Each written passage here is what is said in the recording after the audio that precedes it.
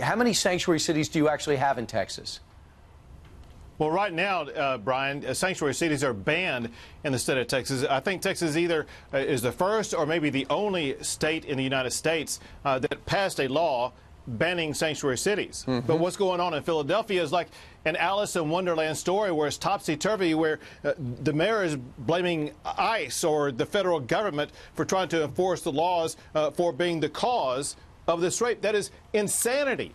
It is these sanctuary city policies that both attract and allow in people who commit these heinous crimes. Just exactly what happened to Kate Steinle in San Francisco. What happened in Philadelphia is not the only story like this. But going back in Texas, we passed that law 2 years ago to make sure that we would not have occasions like this, and it is a crime for law enforcement officials, for elected officials in the state of Texas to promote or to support sanctuary city policies, and so we will take swift action against any official in the state of Texas that promotes or accepts sanctuary city policies, because we have banned sanctuary cities in the state of Texas. All right, Governor, let's talk a little bit about how you're trying to reform the bail system down in Texas. I know after a law enforcement agent was killed, his widow approached you, and you have proposed the Damon Allen Act in his honor. Tell us about that.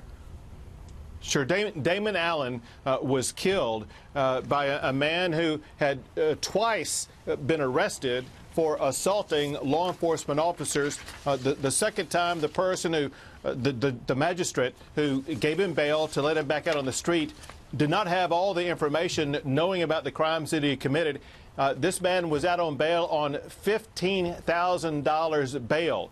And on Thanksgiving Day, he gunned down Damon Allen. Damon Allen was a member of the Texas Department of Public Safety who pulled over this criminal for speeding. And while he was writing up the ticket, the criminal came out and gunned down Damon Allen. Bottom line is, what we want to do is several things. We want to make sure that all magistrates who are going to allow bail have full information across the state of Texas about any crimes that may have been committed by the person who is seeking bail. But secondly, with an emphasis on any crimes against law enforcement officers, and we want to make sure that it's the highest level of court judge, which is state district judge in the state of Texas, that will be making that bail decision, as opposed to what happened in this case, which was the justice of the peace. In Texas, justices of the peace are not required to have a law degree. Bottom line, we want to do more to protect the law enforcement officials themselves so we can have a safer Texas. You're also growing the economy down in Texas. Job growth in Texas has surged ahead of the nation. Annualized job growth in Texas through June is 3.6%.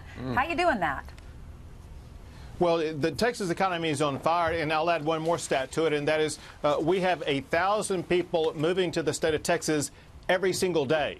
And the reason is because Texas is the home of economic opportunity. And here's how we do it. The formula is simple and is replicable, meaning that every state could do this. And that is, we have low taxes and try to cut taxes.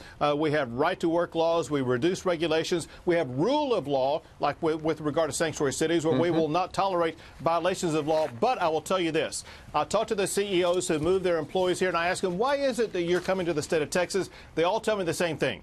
Texas has the best workforce in the United States. And so we promote economic opportunity, we promote free enterprise, and that is what attracts all these entrepreneurs and businesses to the state of Texas, because they know they can grow here and expand here. And no state tax. And nice weather. And, all right. And no income tax. There you go. All right. Governor Greg Abbott joining us from Austin, Texas, the capital city. Governor, thank you. Thanks, Governor.